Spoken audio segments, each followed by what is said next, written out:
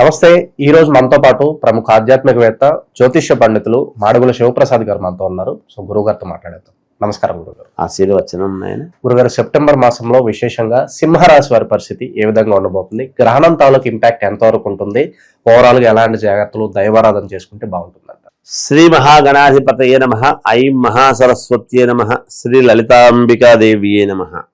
సింహరాశి వారికి ఈ సెప్టెంబర్ మాసం అంతా కూడా ఎలా ఉంటుంది అంటే, మిగతా గ్రహాలు అన్నీ అనుకూలవంతముగా ఉన్నాయి, యోగదాయకముగా ఉంటుంది గాక సింహంలోనే కేతువు ఉండేటువంటి దానివల్ల కొన్ని పనులకు దగ్గరి వరకు వచ్చి తప్పించటం, కొన్ని యోగాలు అనూహ్యముగా ఎప్పుడో ఇవ్వవలసినటువంటి యోగాన్ని ఇప్పుడు ఇవ్వటము, ఇవన్నీ కూడా ఉంటాయి. ఏదన్నా ప్రత్యేకమైన యోగాలు ఏమైనా కనిపిస్తున్నాయి గురుగారు? గజకేసరి యోగం ఇలా అంటూ ఉంటారు కదా, ఏదన్నా యోగాలు ఏమన్నా? గజకేసరి యోగం అనేది ప్రతి నెలకు ఒకసారి ఈ నెలకు వస్తుంది, ఈ నెలకు వస్తుంది అనేది కాదు. జీవితంలో ఒక్కసారి గజకేసరి యోగం అంటే పలానప్పుడు నీకు ఆ యోగం పడుతుంది, ఇక్కడి నుంచి నీకు బాగుంటుంది అని చెప్పడం ఉంటుంది. ప్రతి నెల గజకేసరి యోగము, ప్రతి నెల ఇంకొక యోగాలు అట్లా ఉండవు. ఇలాంటి యోగాలు వచ్చినప్పుడు గురుగారు ఎంతకాలం ఉంటుంది దాని ఫలితం అనేది? సాధారణ అంటే ఆ యోగము ఎప్పుడైతే వచ్చింటుందో, మనం ఉదాహరణ గజకేసరి యోగము అని అన్నప్పుడు ఆ యోగము నుండి దాదాపు ఒక 16 సంవత్సరాల పాటు కానీ 12 ఏళ్ళు కానీ, మినిమము 9 సంవత్సరాలు, 12 ఏళ్ళు, 16 ఏళ్ళు అట్లా ఉంటుంది దాని యొక్క వ్యవహారం. ఆ తర్వాత కొంచెం తగ్గుతుంది. ఎవరికి ప్రపంచంలో పారంగా నీళ్లు ఎంత ఫాస్ట్గా వస్తూ ఉండేనా, ఎక్కడో ఒక చోట కొంచెం తగ్గినట్టయి మళ్ళీ ప్రవాహం పెరగటము అది సహజం కదా. అది ప్రతి వాళ్ళ జీవితంలోనూ ఉంటుంది, ఏదో ఒకరికే అని కాదు. అందుకని సింహరాశి వాళ్ళది కొంత అనుకూలముగా ఉండినప్పటికీ కూడా ఏదో చిన్న ఇబ్బందులు అవే ఓసారి యోగముగా కూడా పరివెళ్తూ ఉంటాయి. స్థానాన్ని బట్టి, వాళ్ళ అనుకూలాన్ని బట్టి కొంచెము సోదరులతోనూ మిగతా వాళ్లతోనూ సత్సంబంధాలు ఏర్పడటము, చేయటము, ఏదో కొంత మానసికమైనటువంటి ఇదితో ఉండేటువంటి వాళ్ళు దగ్గర కావటము, అనుకూలించడము కూడా ఉన్నది.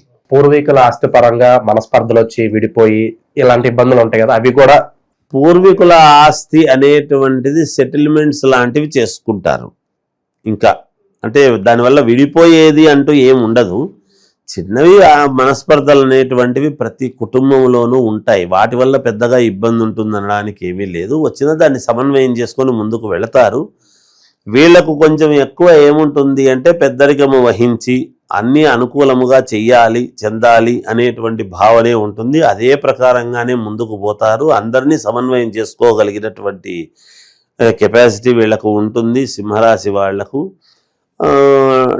డబ్బు పరంగా సమయానికి చేతికి అందుతుంది. శుభకార్యాలలో పాల్గొనడము, శుభకార్యాలకు సంబంధించినటువంటి నిర్ణయాలు చేసుకోవటము, ప్రయాణాల్లో కొంతమంది కొత్త వాళ్ళు పరిచయం కావటము, తద్వారా డబ్బులు రావటము, అంటే ఏదైనా పనులు అవి ఇవి చేసుకుని, లేదంటే బిజినెస్ పరంగా కావచ్చు, వ్యాపార పరంగా కొత్త నిర్ణయాలు తీసుకునేటువంటి విధానంగా కూడా ఉండవచ్చును. అవన్నీ కూడా ఉన్నాయి. సప్తమ స్థానంలో సప్తమ రాహువు అయినాడు. ఏది? కుంభము. అక్కడ మనకు కుంభరాశిలో ఎప్పుడైతే చంద్రగ్రహణం అనేటువంటిది ఏర్పడుతూ ఉన్నదో ఆ రోజు మాత్రము వీళ్ళు కొంచెము బయటికి కదలకుండా ఇంట్లోనే ఉండి జాగ్రత్తగా ఏ పని చేసుకోకుండా మధ్యాహ్నం దాకా వెళ్ళవచ్చును. మధ్యాహ్నం నుంచి ఇంట్లో ఉంటే మంచిది. ఎందుకంటే సాయంకాలం దగ్గరికి పడే కొద్దీ చంద్రుడి యొక్క గ్రహణ వ్యధ అంటాం మనం, గ్రహణ వేధ అంటాం.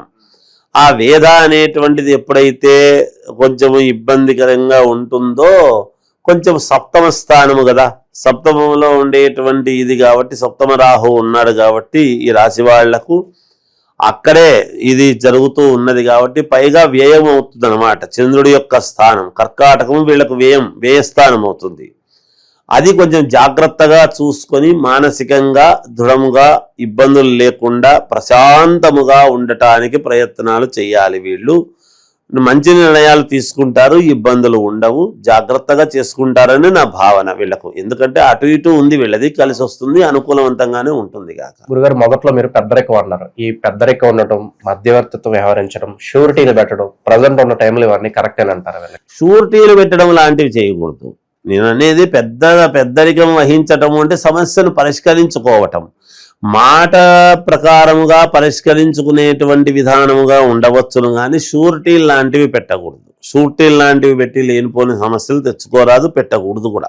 అది ఎంత మనవాళ్ళే అయినా ఎంత బంధువులే అయినా ఈ షూరిటీ పెట్టేదాని వల్ల ఇబ్బందులు వస్తాయి. కానీ వీళ్ళకి కొంచెం అమితమైనటువంటి ప్రేమ అనురాగము అనేటువంటిది ఉండేదాని వలన కొంతమంది వాటిని కూడా లెక్క చేయకుండా చేయాలని చూస్తారు. అది కరెక్ట్ కాదు. జాగ్రత్తగా ఆలోచన చేసి చేసుకోవటమే ఎవరైనా జీవితంలో. ఈ సమయంలో విదేశాలకు వెళ్ళడం సరైన నిర్ణయం అంటారు గురుగారు? వెళ్ళవచ్చును, ఇబ్బంది ఏమి లేదు. విదేశాలకు వెళ్ళడానికి ఎటువంటి ఇబ్బంది లేదు. ఉద్యోగపరంగా అప్లై చేసుకోవచ్చును, బయలుదేరవచ్చును, లక్షణంగా చేసుకోవచ్చును. దాని గురించి ఏమి ఇబ్బంది ఉండదు. సో రిస్క్ అయినా పర్వాలేదు, అప్పు చేసి వ్యాపారం మొదలు పెడదాం అనే భావన కొంతమందికి ఉంటుంది. మరి ఎంతవరకు కరెక్ట్ అంటారు ఇది ప్రెసెంట్? అప్పు పుడుతుంది, అప్పు చేసి వ్యాపారం చెయ్యాలి అనేటువంటి దానితో వీళ్ళు ముందుకు వెళ్ళారు అంటే మొదటలో కొంచెం స్తబ్దతగా నడిచినా తర్వాత మళ్ళీ నిలదొక్కుకోవటం అనేది జరుగుతుంది. అప్పు తీర్చుకోగలుగుతారు కూడా. అప్పు చేసిన ఇబ్బంది ఏమి లేదు, అప్పు తీర్చుకుంటారు. తర్వాత నూతన వాహనం కొనుక్కునేటువంటి యోగము ఉన్నది. అలా ఏమి ఇబ్బంది ఏమీ లేదు, లక్షణంగా బాగుంది. అయితే కొంచెం జాగ్రత్తగా ఆలోచన చేసి ఆ అడుగులు వేస్తే బాగుంటుంది, అంతే. ఇక చివరగా సమాజంలో మాకంటూ కొంత పేరు గుర్తింపు ఎక్స్పెక్ట్ చేస్తూ ఉంటారు, వాళ్ళకి ఎలా ఉంటుంది? పేరు గుర్తింపు రావాలి అని అనుకునేటువంటి వాళ్లకు కూడా నేను అదే చెబుతున్నాను. ఎప్పుడైతే సప్తమ రాహువు అనేటువంటి దాంట్లో, కుంభంలో రాహువు, దాంట్లోనే గ్రహణము అనేటువంటిది ఎప్పుడైతే జరుగుతూ ఉన్నదో, ఈ పేరు గుర్తింపు రావాలి అని కోరుకునేటువంటి వాళ్లకు ఈ రాస్యాధిపతి ఎక్కడున్నాడని చూసుకోవాల్సిన అవసరం వస్తుంది, రవి. తర్వాత అందువలన వాళ్లకు ఆ రవి సూర్యుడు ఇచ్చేటువంటి యోగాలు ఏమిటి అనేది కూడా చూసుకుంటే వాళ్లకు వ్యక్తిగతమైనటువంటి వ్యవహారంగా తెలుస్తుంది. ఏమైనా పేరు ప్రతిష్టలు రావాలనుకునేటువంటి వాళ్లకు వస్తుంది, ఇబ్బంది ఏమీ లేదు. లక్షణంగా మంచి పేరే వస్తుంది, కొంచెం జాగ్రత్త వహించాలి, అంతే.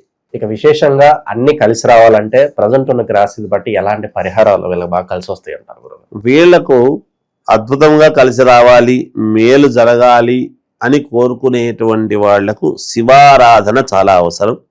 ఈ మాసం అంతా కూడా శివుణ్ణి ఆరాధించడం చేస్తే చాలా యోగదాయకముగా ఉంటుంది.